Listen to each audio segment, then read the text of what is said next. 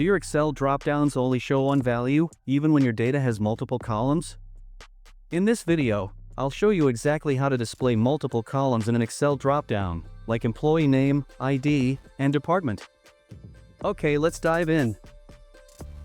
Let's say you're working with employee data.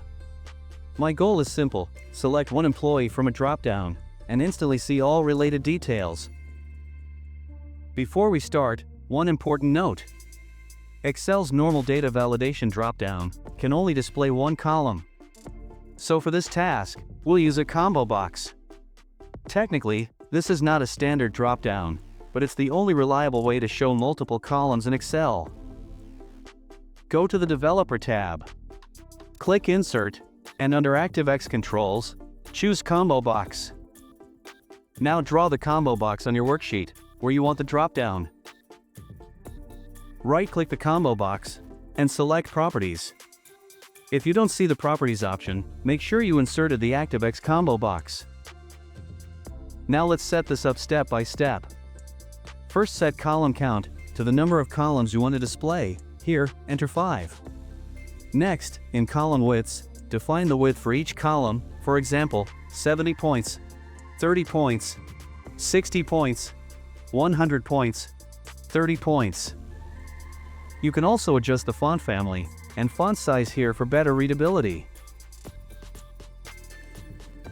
Then set the linked cell to a cell like H3.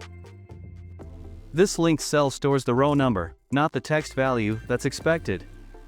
After that, set the list fill range to your full data range, in this case A2 to E76. Finally, set the list width to 330 points, so all columns fit nicely in the dropdown. Once everything is set, close the Properties window. Now go back to the Developer tab, and turn Design Mode off. Click the drop-down arrow.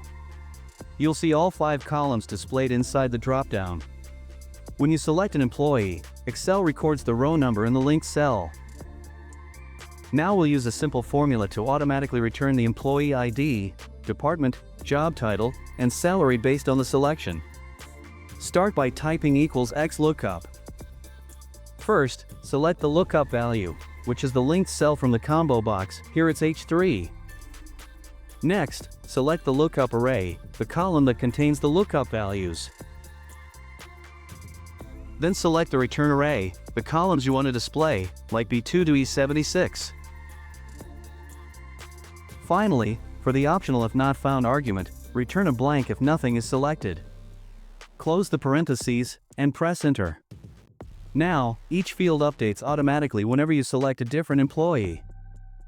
If this video helped you, please like, share, and subscribe to Easy Click Learning. Thanks for watching, and I'll see you in the next Excel tip.